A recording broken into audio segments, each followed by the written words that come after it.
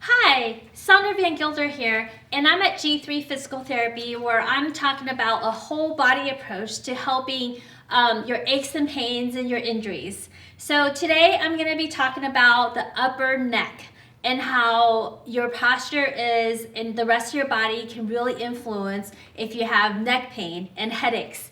So if you look at this picture right now, this is the base of your skull in this Netter's anatomy book.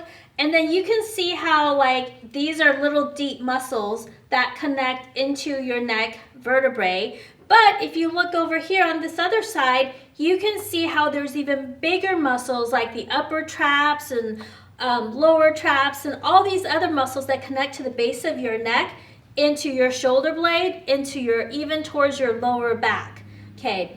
So if you have tightness in any of those other bigger muscles, if you have tightness in your shoulders, that can really impact how your neck is going to feel.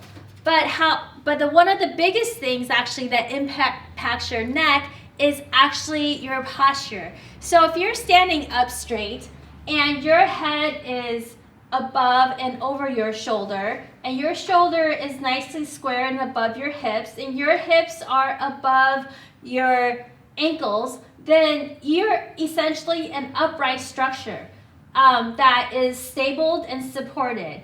But what if you were like this? Now you have this big bowling ball that these tiny little neck muscles has to hold up, right? So, and then if you're like this, you're most likely looking down. All right. And so what do you have to do to look up is you have to do this. And I know I'm totally exaggerating, but you can see how now these neck muscles that I showed you earlier, now they're shortened. And when they shorten, they can pinch a lot of different nerves in there to cause headaches. And over time, you can see how because of your posture, that's really going to impact neck pain, shortening of your neck muscles, shortening of your abdominal muscles, and that can impact all kinds of things with your lower back, with pelvic floor injuries, all kinds of things. So, and then we talked about in the past how some of the things that causes this posture, this kind of a posterior posture, is that it could be your tight hamstrings, tight hip flexors, tight inner thighs. So basically, especially when you have neck issues, it's so important to actually have great ankle mobility because of all the connections up and down the chain. The Leaning Tower of Pisa isn't leaning from the middle, it's leaning from the ground up. So you really have to work from the ground up in order to have all your joints be healthy. So it's about taking that wear and tear off your joints, and it's about setting up your joints and your muscles to be able to mechanically move the best it can. For example, if you had one flat tire, the whole car, if you don't get that flat tire fixed, it's going to really damage the rest of your car. Right? So one part of your body being shortened or weakened or tightened can affect the rest of the chain. And that's why it's so amazing to have this whole body approach.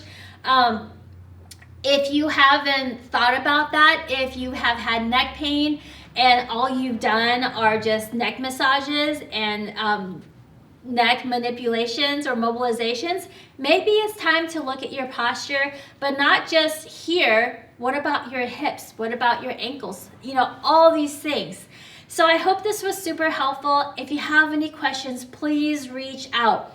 We're here to help educate so that you can be empowered and to know that you don't have to be discouraged if you have worked on trying to help yourself with these neck pain, back pain, hip pain, whatever it is. There could be the next layer of the onion, that next phase of healing that we can tap into that you haven't tried yet. So thanks so much. Please ask me any questions that you like, and I'm happy to answer with more videos to come. Thank you so much.